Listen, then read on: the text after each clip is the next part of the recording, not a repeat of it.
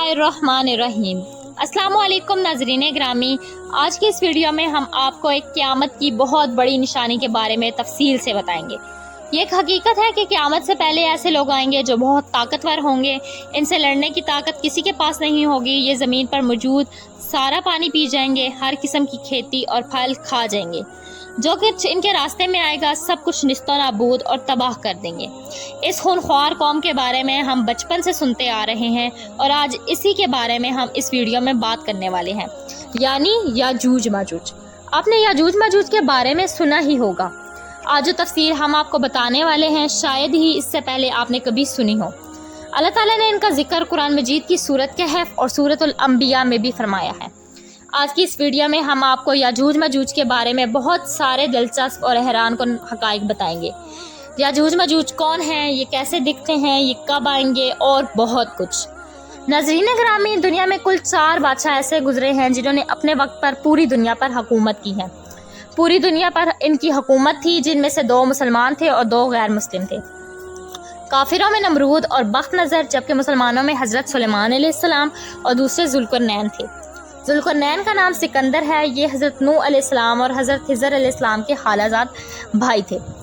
आपने हज़रत इब्राहीम अलैहिस्सलाम के हाथ पर इस्लाम कबूल किया और कई साल इनकी सोहबत में रहे। याद रहे, ये नबी तो नहीं हैं, लेकिन हाँ एक नेक इंसान थे जिन्हें अल्लाह ताला ने अपनी विलायत अता की। कुरान मजीद की सूरत कहफ में हज़रत जुल्करनैन रज़ी अल्लाह ताला अन्हु के 3 सफ़रों का ख्याल बयान किया है। 3 ज़बरदस्त सफ़र इन्होंने किए और इन 3 सफ़रों का हाल हम आज आपको इस वीडियो में बताने वाले हैं।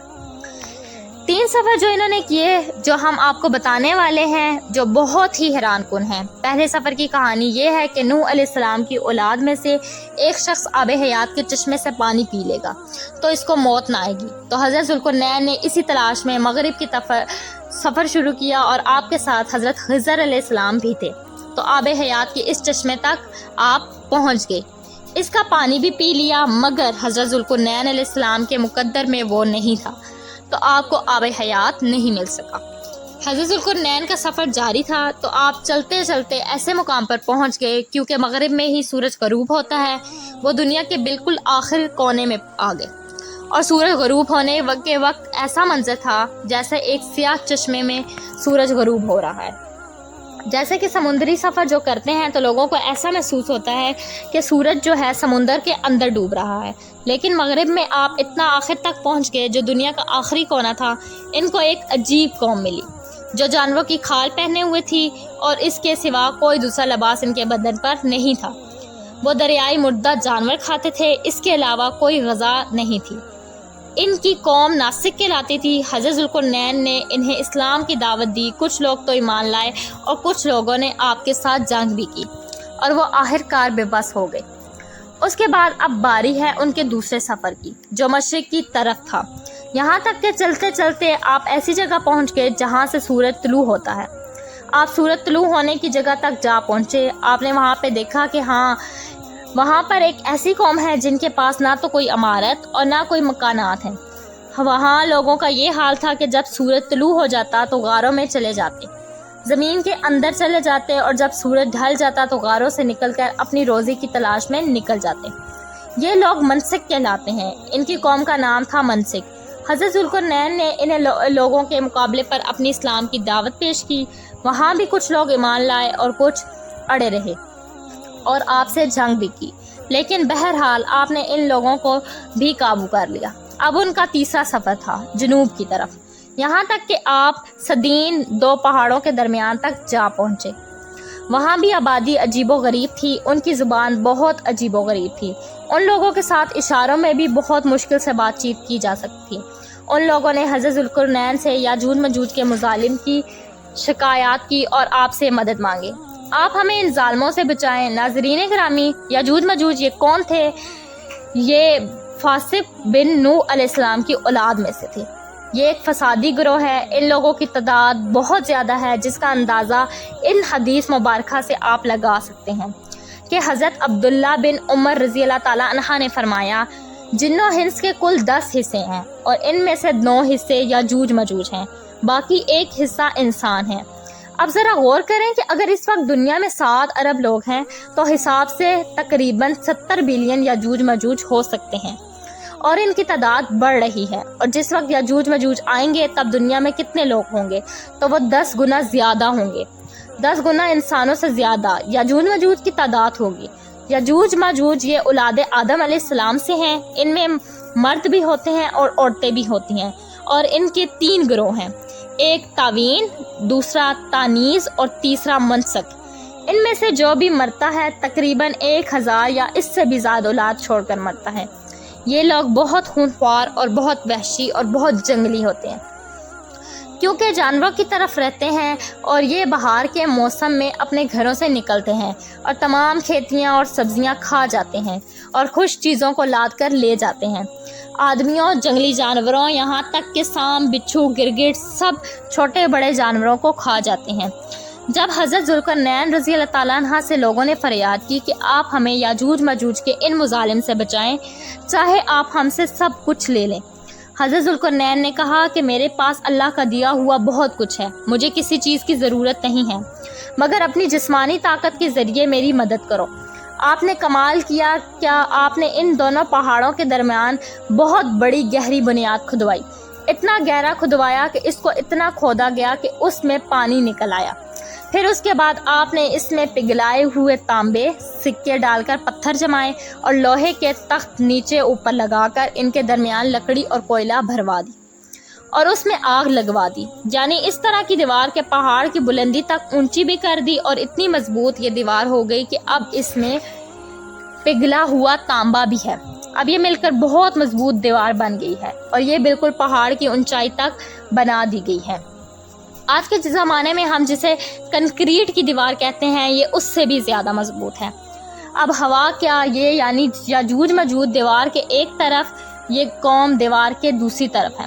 اب حدیث میں ہے کہ یاجوج ماجوج روزانہ اس دیوار کو توڑتے ہیں۔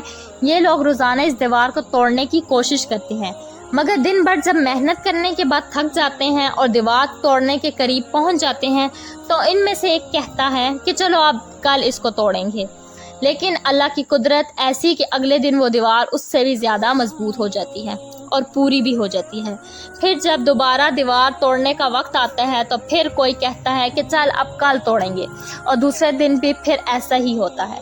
یہ ہوتا جا رہا ہے، مگر ایک دن آئے گا جب اللہ کی رضا ہوگی، پھر سب سے پہلے یہ باہر نکلیں گے تو ان میں سے ایک ہی کوئی کہے گا انشاءاللہ کل اس دیوار کو توڑیں گے، تو پھر جب وہ دوسرے دن آئیں گے تو وہ دیوار وہیں تک ہوگی، انشاءاللہ کی برکت ظاہر ہوگی اور پھر یہ دیوار ٹوٹ جائے گی۔ پھر ان کا خروج ہوگا۔ نبی کریم صلی اللہ علیہ وآلہ وسلم کے فرمان کا مفہوم ہے کہ قیامت قائم نہ ہوگی جب تک کہ یاجوج ماجوج نہ آ جائے۔ ناظرین، آگے بڑھنے سے پہلے آپ کو بتاتے چلتے ہیں کہ یاجوج ماجوج کب نکلیں گے، دنیا کی کن کن چیزوں سے محروم ہو جائیں گے۔ حضرت ابن عباس رضی اللہ تعالیٰ عنہ نے فرمایا کہ اللہ تعالیٰ نے 5 نہروں کو جنت سے جاری فرمایا۔ نمبر 1 جہون، نمبر 2 سہون، نمبر 3 دجلہ، نمبر 4 فرات اور نمبر 5 دریائے نیل۔ یہ 5 دریا ایک ہی چشمے سے جاری ہوئے ہیں۔ اللہ تعالیٰ نے حضرت جبرائیل علیہ السلام کے ذریعے جنت کے اس چشمے کو پہاڑوں کے اندر امانت رکھ دیا ہے اور پہاڑوں سے نہروں کو زمین پر جاری کر دیا ہے، جس سے لوگ طرح طرح کے فوائد حاصل کر رہے ہیں۔ جب یاجوج ماجوج کے نکلنے کا وقت ہوگا تو اللہ تعالیٰ حضرت جبرائیل علیہ السلام کو زمین پر بھیجیں گے اور وہ 6 چیزوں کو زمین سے اٹھا کر لے جائیں گے۔ وہ 6 چیزیں کون سی ہوں گی؟ ناظرین، قرب قیامت میں یاجوج ماجوج آنے سے پہلے یہ چیزیں دنیا سے چلی جائیں گی۔ نمبر 1 قرآن پاک، نمبر 2 تمام علوم یعنی علم بھی سارا چلا جائے گا، نمبر 3 حجرہ اسود، نمبر 4 مقام ابراہیمی، نمبر 5 حضرت موسیٰ علیہ السلام کا تابوت، اور نمبر 6 ہم نے مذکورہ جو 5 نہروں کی بات سنی یہ بھی گویا واپس اٹھا لی جائے گی۔ یہ چیزیں جب اس دنیا سے اٹھا لی جائیں گی تو دنیا اور دین کی برکتیں زمین سے اٹھ جائیں گی اور لوگ ان برکتوں سے بالکل محروم ہو جائیں گے۔ اللہ اکبر، کیسا دور ہوگا! سوچو، آپ سوچ سکتے ہیں کہ کسی کے ذہن میں سوال آئے کہ یاجوج ماجوج کیسے دکھیں گے، ان کا چہرہ کیسا ہوگا اور بال کیسے ہوں گے؟ تو اس کا جواب یہ ہے کہ حدیث پاک میں یاجوج ماجوج کے بارے میں آیا ہے کہ وہ چوڑے چہرے والے، چھوٹی آنکھوں والے اور موٹے بالوں والے ہوں گے۔ याजूज मजूज का ज़हूर इस वक्त होगा जब हज़रत ईसा अलैहिस्सलाम दज्जाल को कत्ल कर चुके होंगे। कत्ल दज्जाल के बाद हज़रत ईसा अलैहिस्सलाम मुसलमानों को कोह तूर पर ले जाएंगे, और इसलिए कि अब कुछ ऐसे लोग ज़ाहिर होने वाले हैं जिनसे लड़ने की किसी कौम में ताकत नहीं होगी।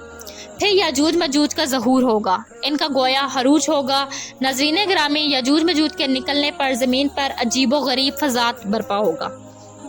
इनका हरूज नहायत ख़तरनाक होगा, इस कदर ज़्यादा होंगे कि इनका पहला गिरोह जब बहीरा तबरिया से गुजरेगा तो एक बड़ा समुंदर है जिसकी लंबाई तकरीबन 10 मील होगी, मगर इसका पानी पीकर इस तरह सुखा देंगे कि जब दूसरा गिरोह आएगा तो वो हैरान होकर कहेगा यहाँ तो कभी पानी था ही नहीं, बिल्कुल पानी सारा ख़त्म हो जाएगा। इतना बड़ा लश्कर होगा, ये लोग दुनिया में फसाद कत्लो गारत से फारिग हो जाएंगे। सब लोगों को जब ख़त्म कर लेंगे तो मुसलमान कोहे तौर पर हज़रत ईसा अलैहिस्सलाम के साथ होंगे, और तब ये कहेंगे कि ज़मीन वालों को कत्ल कर लिया, आओ अब आसमान वालों को कत्ल करें। अल्लाहु अकबर ये कहकर वो अपना तीर आसमान की तरफ फेंकेंगे। खुदा की कुदरत तो देखिए कि तीर आसमान से जब नीचे गिरेगा तो इन पर खून लगा होगा। ये इन्हीं अपनी हरकतों में मशगूल होंगे और वहाँ पर हज़रत ईसा अलैहिस्सलाम अपने साथियों समेत मौजूद होंगे। ईसा अलैहिस्सलाम अपने साथियों के साथ मिलकर दुआ करेंगे। अल्लाह ताला याजूज मजूज की गर्दनों में एक किस्म का कीड़ा पैदा फरमाएंगे कि वो सब के सब यकदम मर जाएंगे। इनके मरने के बाद हज़रत ईसा अलैहिस्सलाम पहाड़ से उतर आएंगे और देखेंगे कि तमाम ज़मीन इनकी लाशों से भरी पड़ी है, यानी इतनी ज़मीन पर लाशें होंगी कि ज़मीन पर एक बालिश जगह भी बाकी ना होगी और बहुत बदबू होगी। अब इतने लोगों को कहाँ और कैसे दफनाया जाए, ये कहाँ ले जाया जाए। अल्लाह की शान देखें कि अल्लाह ताला हज़रत ईसा अलैहिस्सलाम की दुआ की बरकत से अल्लाह ताला कुछ ऐसे परिंदे भेजेंगे जिनकी गर्दन ऊँट जितनी लंबी होगी। वो याजूज मजूज के इन जिस्मों को उठा कर ले जाएंगे जहाँ अल्लाह ताला चाहेंगे।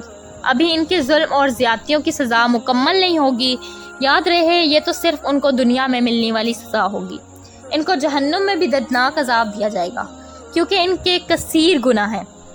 एक तो ये इन्होंने जुल्म और ज़्यादती कत्लो गारत का बाजार गर्म किया होगा, और दूसरा ये कि ईमान भी नहीं लाएंगे। हालांकि इनको ईमान की दावत देने हमारे प्यारे आका हज़रत मोहम्मद सल्लल्लाहु अलैहि वसल्लम तशरीफ़ ले गए थे।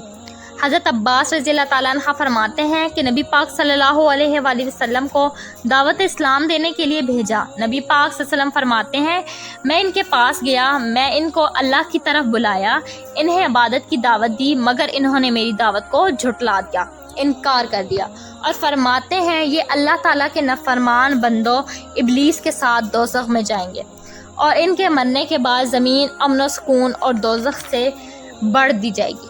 अल्लाह की नेमतें इस कदर ज़्यादा होंगी। रवायतों में आता है कि इनके मरने के बाद ज़मीन पर बारिश इतनी ज़्यादा होगी कि तमाम ज़मीन बराबर हो जाएगी, और ज़मीन को हुक्म होगा अपने फलों को उगाओ और अपनी बरकतें उगल दे, और आसमान को हुक्म होगा अपनी बरकतें उंडेल दे।